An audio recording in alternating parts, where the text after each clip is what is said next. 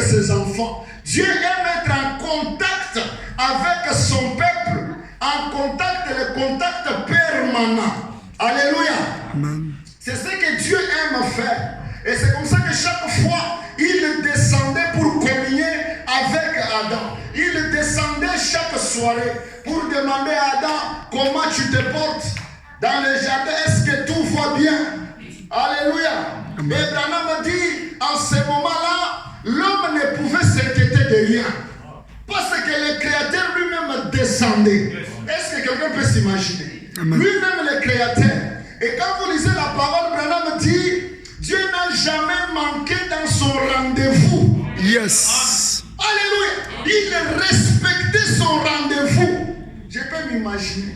Si c'était à 16h, c'était chaque 16h que la colonne de feu descendait. Et quand ça descendait, c'est pour s'entretenir avec l'homme. Lui dire comment ça avance dans le jardin. Est-ce que tout va bien? Il y a des complications. Oh, gloire soit rendue à Dieu. Je vais dire à quelqu'un, Dieu prend soin de nous. Oh, je disais que Dieu prend soin de nous. Il descendait pour savoir. Ce n'est pas Adam qui montait, mais c'est plutôt Dieu qui descendait.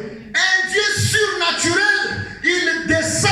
Alléluia. Pour visiter les mortels. C'est Dieu-là tout-puissant. Alléluia. Et il aimait la communion. Il communiait avec son enfant. C'est ce que Dieu aime. Et cet après-midi, laisse-moi te dire que ce même Dieu-là aime la communion. Quelqu'un peut dire Dieu aime la communion. Dieu aime la communion. Dieu aime communier avec toi et avec moi. Dieu veut garder le contact permanent avec toi.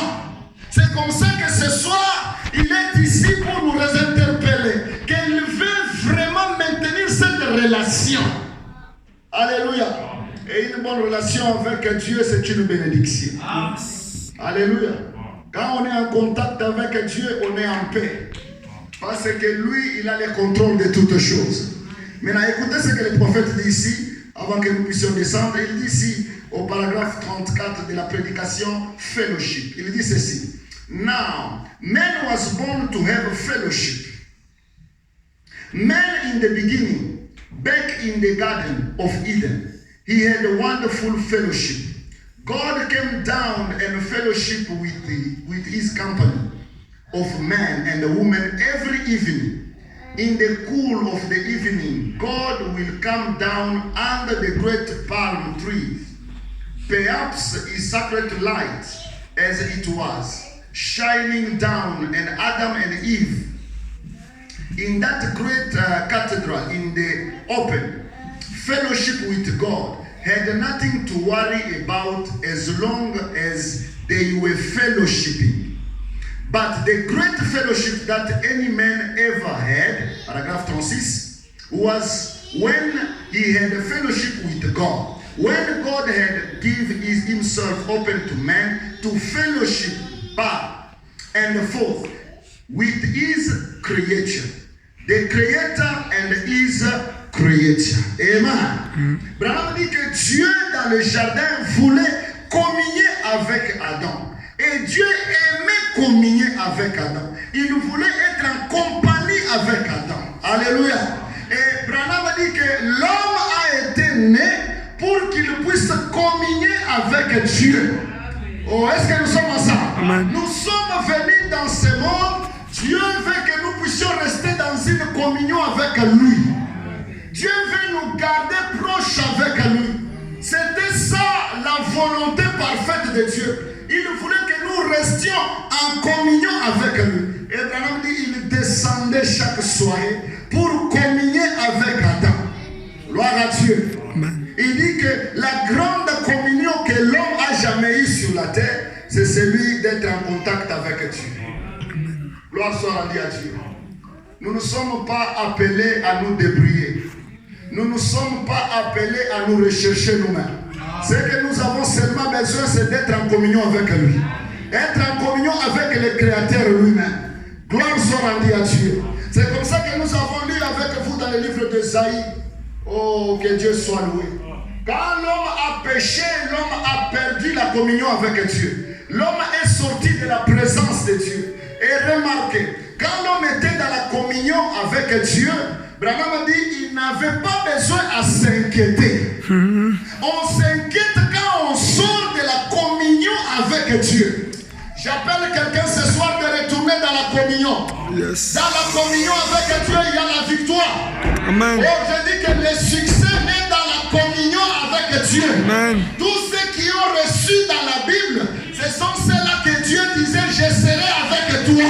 Amen. Quand Dieu est avec toi, la réussite est assurée. Amen. Et on n'a pas d'inquiétude quand on est dans la présence de ce Dieu. Et Dieu aime cela, il veut être en contact avec sa créature. Mais c'est le péché qui a séparé l'homme et Dieu. Et l'homme est sorti maintenant dans la volonté de Dieu.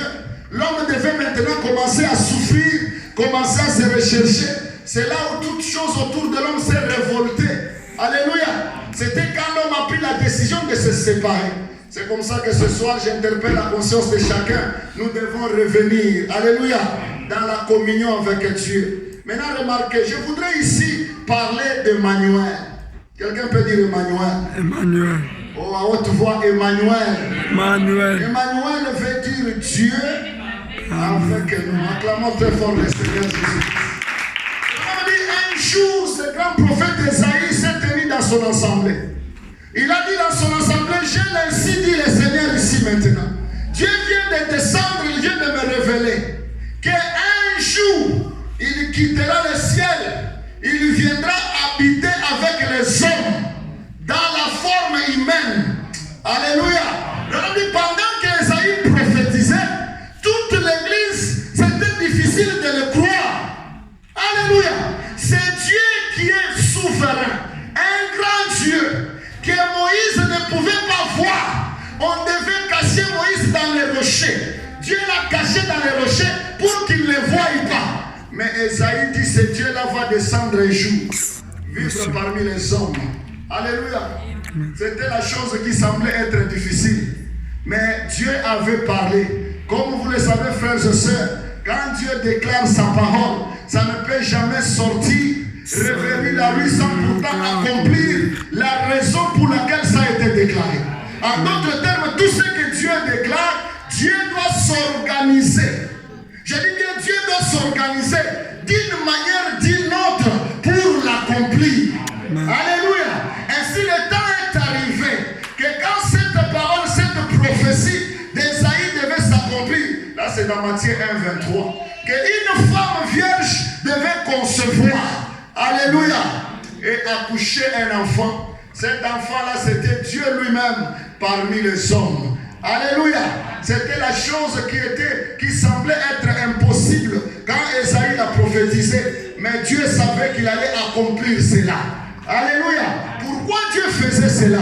Parce que Dieu voulait garder toujours la communion. Alléluia. Avec son peuple. C'est ça la promesse. Et c'est ça la volonté de Dieu. De garder toujours cette communion-là. Et c'est comme ça qu'il est descendu dans la chair de Jésus-Christ. C'est comme ça qu'il est écrit que cette parole-là s'est fait chair. C'était Jésus. Alléluia. Et remarquez la vie de Jésus sur cette terre. Jésus ne pouvait s'inquiéter à rien. Parce qu'il était dans une bonne communion avec le Créateur lui-même. Tout ce qu'il avait besoin, il ne pouvait que déclarer. Et c'est ça même la nature de Dieu. La nature de Dieu, ce n'est pas de se plaindre, mais la nature de Dieu, c'est déclarer les choses. Est-ce que quelqu'un peut dire amen à cela? Amen. Dieu déclare des choses. C'est comme ça que vous allez voir dans la Genèse, Dieu déclarait et les choses venaient. Et c'est comme ça que la Bible dit, Dieu dit. Et quand il disait,